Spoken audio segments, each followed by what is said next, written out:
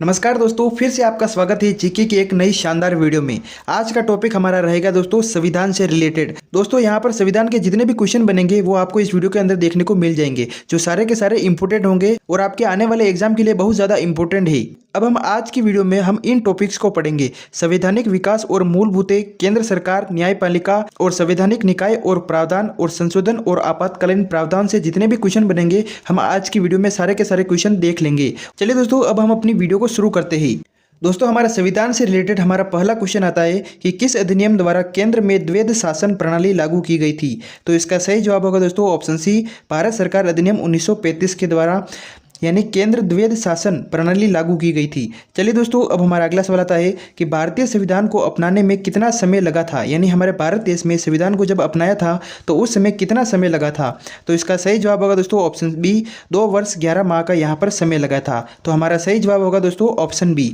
चलिए दोस्तों, अब हमारा अगला सवाल आता है।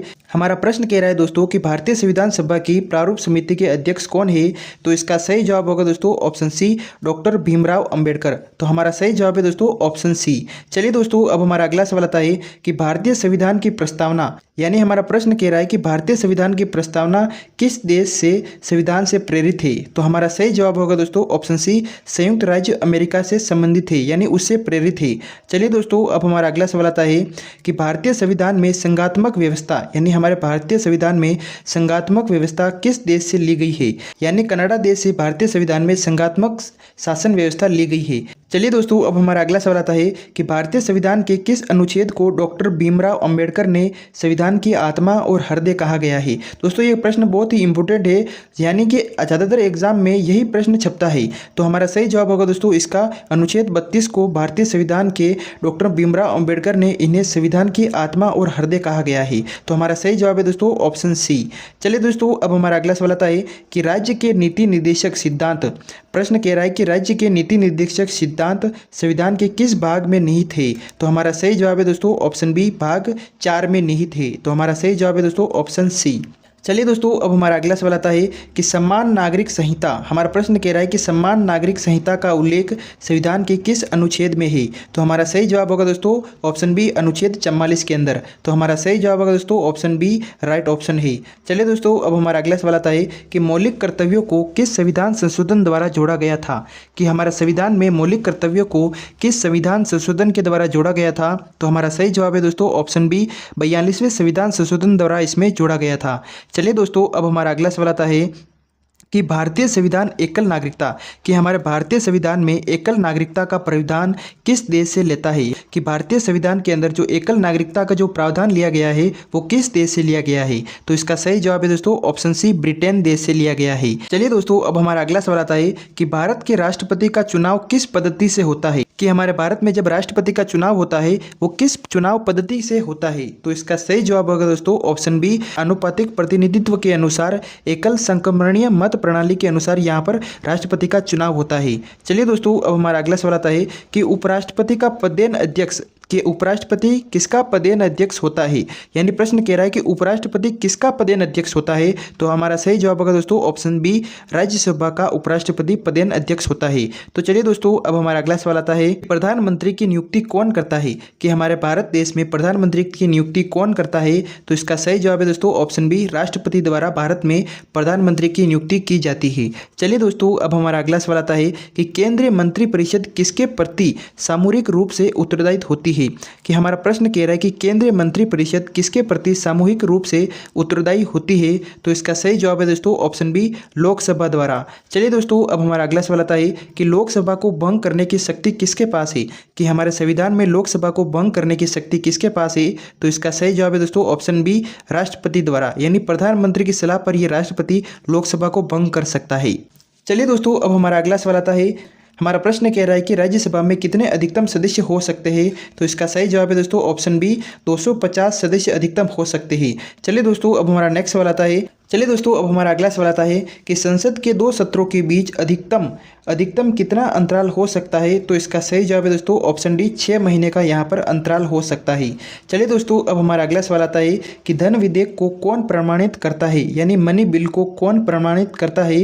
तो इसका सही जवाब है दोस्तों ऑप्शन सी, लोकसभा अध्यक्ष धन विधेयक को प्रमाणित करता है। चलिए दोस्तों, अब हमारा अगला सवाल आता है कि सर्वोच्च न्यायालय के न्यायाधीशों को कौन हटा सकता है।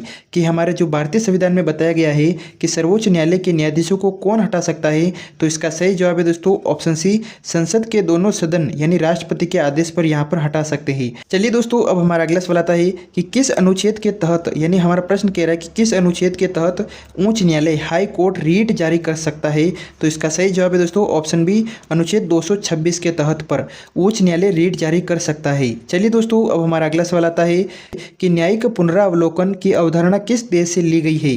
तो इसका सही जवाब है दोस्तों ऑप्शन सी, संयुक्त राज्य अमेरिका देश से ली गई है। चलिए दोस्तों, अब हमारा अगला सवाल आता है कि सर्वोच्च न्यायालय का अभिलेख न्यायालय होना किस अनुच्छेद में वर्णित है। तो इसका सही जवाब है दोस्तों ऑप्शन बी, अनुच्छेद 129 में। चलिए दोस्तों, अब हमारा अगला सवाल आता है कि राज्य के राज्यपाल के पद को शपथ कौन दिलाता है। यानी प्रश्न कह रहा है कि राज्य के राज्यपाल को पद की शपथ कौन दिलाता है। तो इसका सही जवाब है दोस्तों ऑप्शन सी, यानी जिस भी राज्य में वो राज्यपाल बन रहा है तो वहाँ का उच्च न्यायालय का जो मुख्य न्यायाधीश होगा वो राज्यपाल को पद की शपथ दिलाएगा। चलिए दोस्तों, अब हमारा अगला सवाल आता है कि मुख्यमंत्री की नियुक्ति कौन करता है। हमारा प्रश्न कह रहा है दोस्तों कि मुख्यमंत्री की नियुक्ति कौन करता है। तो इसका सही जवाब है दोस्तों ऑप्शन बी, राज्यपाल द्वारा मुख्यमंत्री की नियुक्ति की जाती है।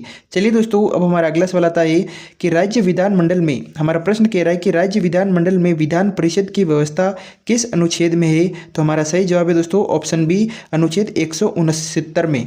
चलिए दोस्तों, अब हमारा नेक्स्ट सवाल आता है कि राज्य विधानसभा के अधिकतम सदस्य कितने हो सकते हैं। तो इसका सही जवाब है दोस्तों ऑप्शन डी, यहाँ पर 600 सदस्य अधिकतम हो सकते हैं। तो हमारा सही जवाब है दोस्तों ऑप्शन डी। चलिए दोस्तों, अब हमारा नेक्स्ट सवाल आता है कि भारत के नियंत्रक और महालेखा परीक्षक, हमारा प्रश्न कह रहा है कि भारत के नियंत्रक और महालेखा परीक्षक का उल्लेख संविधान के किस अनुच्छेद में है। तो इसका सही जवाब है दोस्तों ऑप्शन बी, अनुच्छेद 148 में। चलिए दोस्तों, अब हमारा अगला सवाल आता है कि वित्त आयोग कि फाइनेंस कमीशन यानी वित्त आयोग के गठन का प्रावधान किस अनुच्छेद में है। तो हमारा सही जवाब होगा दोस्तों अनुच्छेद 280 में। हमारा सही जवाब है दोस्तों ऑप्शन सी। चलिए दोस्तों, अब हमारा अगला सवाल आता है कि अंतर्राज्यीय परिषद, हमारा सवाल है दोस्तों कि अंतर्राज्यीय परिषद के गठन का प्रावधान किस अनुच्छेद में है। तो हमारा सही जवाब है दोस्तों ऑप्शन बी, अनुच्छेद 263 के अंदर। चलिए दोस्तों, अब हमारा अगला सवाल आता है कि संघ लोक सेवा आयोग यूपीएससी के सदस्यों की नियुक्ति कौन करता है। यानी संघ लोक सेवा आयोग यूपीएससी के सदस्यों की नियुक्ति कौन करता है। और यूपीएससी का पूरा नाम है दोस्तों यूनियन पब्लिक सर्विस कमीशन। तो हमारा सही जवाब है दोस्तों ऑप्शन बी, राष्ट्रपति द्वारा संघ लोक सेवा आयोग के सदस्यों की नियुक्ति करते हैं। चलिए दोस्तों, अब हमारा अगला सवाल आता है कि भारतीय संविधान की 8वीं अनुसूची किससे संबंधित है। कि हमारे भारतीय संविधान में जो 8वीं अनुसूची है वो किससे संबंधित है। तो इसका सही जवाब है दोस्तों ऑप्शन सी, मान्यता प्राप्त भाषाओं को से संबंधित है 8वीं अनुसूची। चलिए दोस्तों, अब हमारा अगला सवाल आता है कि पंचायती राज को संवैधानिक दर्जा देने के लिए कौन सा भाग जोड़ा गया है। यानी कौन सा भाग जोड़ा गया है जो पंचायती राज को संवैधानिक दर्जा देने के लिए मान्य है। तो इसका सही जवाब है दोस्तों ऑप्शन बी। हमारा सही जवाब होगा दोस्तों ऑप्शन बी। चलिए दोस्तों, अब हमारा अगला सवाल आता है कि सूचना का अधिकार यानी राइट टू इंफॉर्मेशन, हमारा प्रश्न है दोस्तों कि सूचना का अधिकार राइट टू इंफॉर्मेशन किस अनुच्छेद के तहत एक मौलिक अधिकार है। तो इसका सही जवाब है दोस्तों ऑप्शन सी, अनुच्छेद 19(1)(a) के तहत। चलिए दोस्तों, अब हमारा अगला सवाल आता है कि संविधान के किस भाग में संविधान संशोधन का प्रावधान है। तो हमारा सही जवाब है दोस्तों ऑप्शन सी, हमारे ऑप्शन सी भाग के अंदर, यानी हमारा सही जवाब होगा दोस्तों ऑप्शन सी। चलिए दोस्तों, अब हमारा अगला सवाल आता है कि लघु संविधान मिनी कॉन्स्टिट्यूशन के नाम से किस संशोधन को जाना जाता है। यानी लघु संविधान के नाम से किस संशोधन को जाना जाता है। तो हमारा सही जवाब होगा दोस्तों ऑप्शन सी, 42वें संविधान संशोधन को यहाँ पर जाना जाता है। चलिए दोस्तों, अब हमारा अगला सवाल आता है कि राष्ट्रीय आपातकाल, हमारा प्रश्न कह रहा है दोस्तों कि राष्ट्रीय आपातकाल के दौरान कौन से मौलिक अधिकार निलंबित नहीं किए जा सकते हैं। तो हमारा सही जवाब है दोस्तों ऑप्शन बी, अनुच्छेद 20 और 21 दोनों ही निलंबित नहीं किए जा सकते हैं। चलिए दोस्तों, अब हमारा अगला सवाल आता है कि भारत में अब तक कितनी बार वित्तीय आपातकाल लगाया गया है। तो इसका सही जवाब है दोस्तों ऑप्शन डी, यानी भारत में एक भी बार वित्तीय आपातकाल नहीं लगाया गया है। चलिए दोस्तों, अब हमारा अगला सवाल आता है कि दल बदल विरोधी कानून किस संशोधन द्वारा जोड़ा गया है। कि हमारे संविधान में दल बदल विरोधी जो कानून जोड़ा गया है वो किस संविधान संशोधन द्वारा जोड़ा गया है। तो इसका सही जवाब है दोस्तों ऑप्शन सी। हमारा सही जवाब है दोस्तों ऑप्शन सी। चलिए दोस्तों, अब हमारा अगला सवाल आता है किस संशोधन ने शिक्षा का अधिकार को मौलिक अधिकार बना दिया है। कि किस संशोधन ने शिक्षा का अधिकार को मौलिक अधिकार बना दिया है। तो इसका सही जवाब है दोस्तों ऑप्शन सी, 86वां संविधान संशोधन ने। चलिए दोस्तों, अब हमारा अगला सवाल आता है कि 106वां संविधान संशोधन अधिनियम नारी शक्ति वंदन अधिनियम किस विषय से संबंधित है। तो इसका सही जवाब है दोस्तों ऑप्शन बी, महिला आरक्षण से संबंधित है। चलिए दोस्तों, अब हमारा अगला सवाल आता है कि सहकारिया यानी सरकारिया आयोग किससे संबंधित है। तो इसका सही जवाब है दोस्तों ऑप्शन बी, केंद्र राज्य से संबंधित है। चलिए दोस्तों, अब हमारा अगला सवाल आता है कि पहली अनुसूची किससे संबंधित है। यानी पहली अनुसूची किससे संबंधित है हमारे संविधान में। तो इसका सही जवाब है दोस्तों ऑप्शन सी, राज्यों और केंद्र शासित प्रदेशों के नाम से संबंधित है। चलिए दोस्तों, अब हमारा अगला सवाल आता है कि भारतीय संविधान में राज्यपाल के कार्यालय की व्यवस्था किस अधिनियम से ली गई है। तो इसका सही जवाब होगा दोस्तों ऑप्शन बी, भारत सरकार अधिनियम 1935 के द्वारा। चलिए दोस्तों, अब हमारा अगला सवाल आता है कि राष्ट्रीय महिला आयोग किस प्रकार का निकाय है। तो हमारा सही जवाब है दोस्तों ऑप्शन बी, संवैधानिक निकाय है। हमारा सही जवाब होगा दोस्तों ऑप्शन बी। चलिए दोस्तों, अब हमारा अगला सवाल आता है कि भारतीय संविधान में राष्ट्रपति पर महाभियोग की प्रक्रिया किस देश से ली गई है। तो इसका सही जवाब है दोस्तों ऑप्शन सी, संयुक्त राज्य अमेरिका द्वारा। तो हमारा सही जवाब है दोस्तों ऑप्शन सी। चलिए दोस्तों, अब हमारा अगला सवाल आता है कि लोक अदालतों का गठबंधन यानी लोक अदालतों का गठन किसके तहत किया गया है। हमारा प्रश्न कह रहा है कि लोक अदालतों का गठन किसके द्वारा किया गया है। तो इसका सही जवाब है दोस्तों ऑप्शन बी, कानूनी सेवा प्राधिकरण अधिनियम 1987 के द्वारा। चलिए दोस्तों, अब हमारा अगला सवाल आता है कि संवैधानिक उपचारों के अधिकार के तहत सर्वोच्च न्यायालय कितने प्रकार की रीट जारी कर सकता है। तो हमारा सही जवाब है दोस्तों ऑप्शन बी, 5 प्रकार की रीट जारी कर सकता है। चलिए दोस्तों, अब हमारा अगला सवाल आता है कि भारतीय संविधान के किस अनुच्छेद में कहा गया है कि भारत एक राज्यों का संघ है। तो इसका सही जवाब है दोस्तों ऑप्शन डी। दोस्तों, आज की वीडियो में हमारे संविधान से जितने भी संबंधित क्वेश्चन थे वो सारे के सारे आज हमारे कंप्लीट हो चुके हैं इस वीडियो के अंदर। ये सभी सारे के सारे क्वेश्चन दोस्तों इंपॉर्टेंट है, आपके एग्जाम में आने वाले बिल्कुल मोस्ट इंपॉर्टेंट क्वेश्चन है जो मैं आपको इस वीडियो के अंदर बताया हूँ। दोस्तों, अगर आपको ये वीडियो पसंद आई है तो इस वीडियो को लाइक और चैनल को सब्सक्राइब जरूर करना। चलिए दोस्तों, अब मैं मिलता हूँ आपसे न्यू अगली वीडियो में।